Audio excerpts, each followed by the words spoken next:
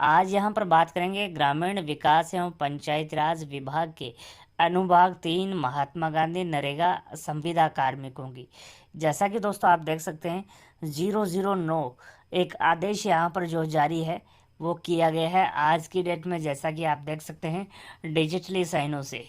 यहाँ पर 18 अक्टूबर 2024 को यह आदेश यहाँ पर जारी किया है। साथ ही इन्होंने Rajasthan contractual hiring to civil post rules 2022 budget घोषणा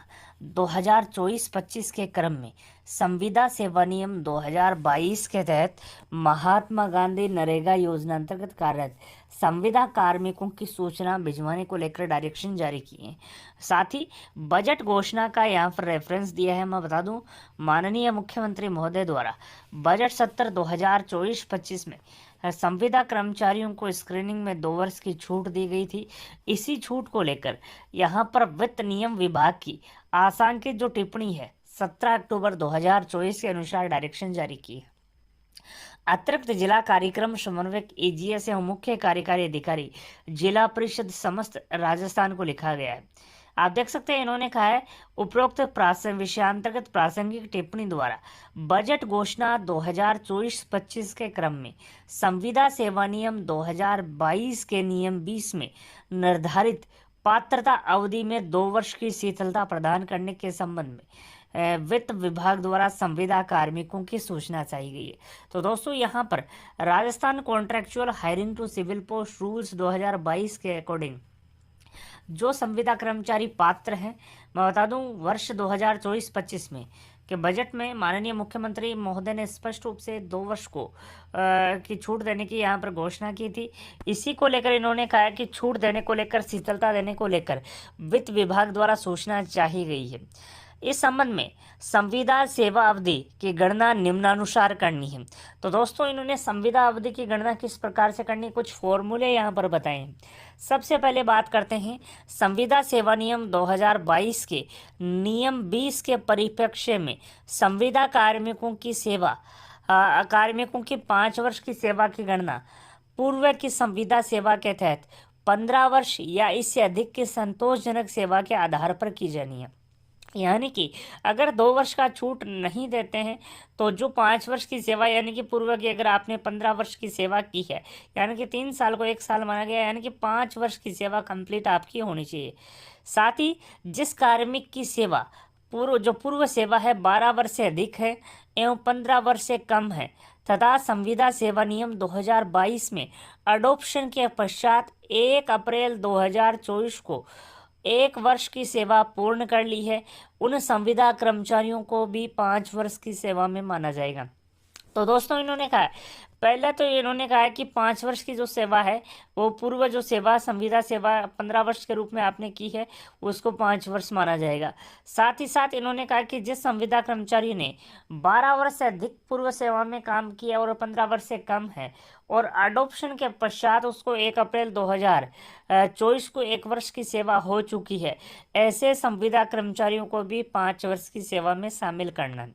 साथ ही इसी प्रकार 2024-25 में 2 वर्ष की छूट दिए जाने के पश्चात 3 वर्ष की सेवा की गणना पूर्व सेवा के 9 वर्ष से अधिक एवं 12 वर्ष से कम संतोषजनक सेवा के आधार पर करनी है। तो दोस्तों इन्होंने कहा कि अगर 2 वर्ष की छूट देते हैं तो जो 3 वर्ष की जो गणना है 9 साल से अधिक और 12 वर्ष से कम अगर आपकी संतोषजनक सेवा है तो उसको 3 वर्ष यहाँ पर माना जाएगा।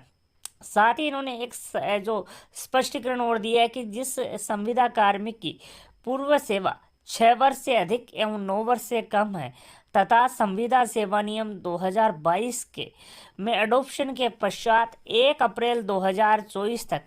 1 वर्ष की सेवा पूर्ण कर ली है, उस संविदा कार्मिक को भी 3 वर्ष की सेवा में शामिल किया जाएगा। साथ ही सेवा की गणना 1 अप्रैल को आधार मानकर की जाएगी। तो दोस्तों यहाँ पर जो इस प्रकार से अगर गणना की जाती है तो काफ़ी कार्मिक जो हैं अब नए भी स्क्रीनिंग में शामिल होंगे। जैसा कि आप देख सकते हैं सबसे पहले इन्होंने कहा कि जो 5 वर्ष की जो सेवा है कॉन्ट्रैक्चुअल रूल्स 2022 में पूर्व की 15 वर्ष की सेवा 5 वर्ष की सेवा मानी जाएगी। साथ ही 12 वर्ष से अगर पूर्व सेवा की है किसी कार्मिक ने 12 वर्ष से अधिक और 15 वर्ष से कम तथा अडॉप्शन के पश्चात 1 अप्रैल 2024 को 1 वर्ष की सेवा पूर्ण कर ली है तो उसे भी 5 वर्ष की सेवा में शामिल किया जाएगा। इसी प्रकार वर्ष 2024-25 में 2 वर्ष की छूट दिए जाने के पश्चात 3 वर्ष की गणना जो है 9 वर्ष से अधिक एवं 12 वर्ष से कम संतोषजनक सेवा के आधार पर की जानी है। साथ ही इन्होंने कहा जिस कार्मिक की पूर्व की सेवा 6 वर्ष से अधिक एवं 9 वर्ष से कम है तथा संविदा सेवा नियम 2022 में अडॉप्शन के पश्चात 1 अप्रैल 2024 तक 1 वर्ष की सेवा पूर्ण कर ली है तो उस संविदा कर्मचारियों को भी 3 वर्ष की सेवा में शामिल किया जाएगा और सेवा की गणना जो है 1 अप्रैल को आधार मानकर की जाएगी। यानी कि कहने का मतलब है कि जो वर्ष 2017 में जो कार्मिक लगे हुए थे, चाहे वो किसी भी रूप में लगे हों, चाहे वो कनिष्ठ तकनीकी सहायक हों, चाहे वो लेखा सहायक हो, वर्ष 2017 में लगे हैं तो उनकी 6 वर्ष से ज़्यादा सेवा पहले की हो रही है और 1 वर्ष की सेवा अडॉप्शन के पश्चात की, वो भी कार्मिक इसमें शामिल हो रहे हैं। साथ ही इन्होंने कहा अतः संविदा सेवा नियम 2022 के तहत महात्मा गांधी नरेगा योजना अंतर्गत कार्यरत संविदा कार्मिकों की जो सूचना है वो संलग्न प्रारूप में जरिए मेल दिनांक 21 अक्टूबर को प्रातः 11 बजे तक आवश्यक रूप से भिजवाते हुए गूगल सीट में अपडेट करवाया जाना सुनिश्चित करें। साथ ही इन्होंने कहा गूगल सीट का जो लिंक है वो आपको अलग से मेल आईडी के माध्यम से भिजवा दिया जाएगा। आप देख सकते हैं जुगल किशोर मीणा जो एडिशनल कमिश्नर हैं उनके डिजिटली साइन राजकाज रेफरेंस नंबर 11/22/9572 दिनांक 18 अक्टूबर 2024 के माध्यम से ये पत्र जारी किया। यानी कि जो कार्मिक वर्ष 2017 में लगे हुए हैं और आराम से उनको 6 वर्ष से ऊपर का जो समय हो चुका था पूर्व सेवा में और यहाँ पर अडॉप्शन के पश्चात 1 वर्ष का समय हो चुका है, ऐसे पात्र कार्मिक भी अब यहाँ पर जो है 6 वर्ष से अधिक और 9 वर्ष वाली सेवा की जो गणना की जा रही है 3 वर्ष की सेवा की, जिनको 6 वर्ष से अधिक और 9 वर्ष वालों को भी यहाँ पर पात्र माना गया है। साथ ही इन्होंने कहा जो सूचना है वो 21 अक्टूबर तक आप हर हालत में भिजवाएं। साथ ही जो गूगल सीट है उसका भी लिंक आपको मेल आईडी के माध्यम से भिजवाया गया है, वो गूगल सीट भी आप आवश्यक रूप से अपडेट कराएं। साथ ही आप देख सकते हैं इन्होंने एक फॉर्मेट भी Rajasthan contractual hiring to civil post rules 2022 के तहत जो पात्र जो कार्मिक हैं जो कार्यरत संविदा कर्मचारी हैं उनकी सूचना को लेकर एक फॉर्मेट में इन्होंने जारी किया जिसमें जिले का नाम, सबसे पहले संविदा कार्मिक का पद नाम इन्होंने यहाँ पर लिया है, पद के लिए निर्धारित कंसोलिडेट जो पारिश्रमिक है वर्तमान में संरक्षित औसत मानदेय यहाँ पर इन्होंने मांगा है। साथ ही वर्ष 2024-25 में 1 अप्रैल 2024 को Rajasthan contractual hiring to civil post rules 2022 के नियम 20 के प्रावधान अनुसार 5 वर्ष की सेवा पूर्ण करने वाले पात्र कार्मिकों की संख्या। साथ ही इन्होंने कहा कि संविदा सेवा की गणना पत्र में उल्लेखित शर्तों के अनुसार करनी है। तो दोस्तों मैं बता दूं अब यहाँ पर जो सूचना है वो किस प्रकार से तैयार होगी,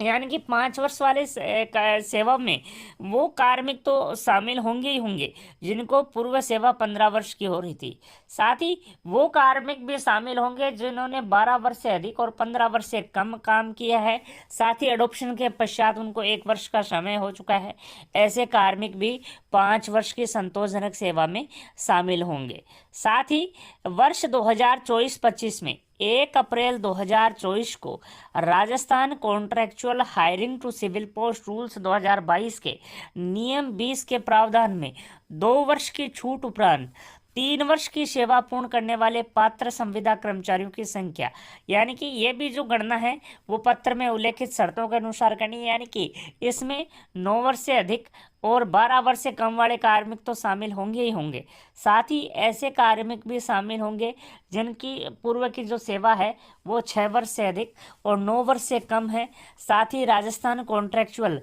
hiring to civil post rules 2022 में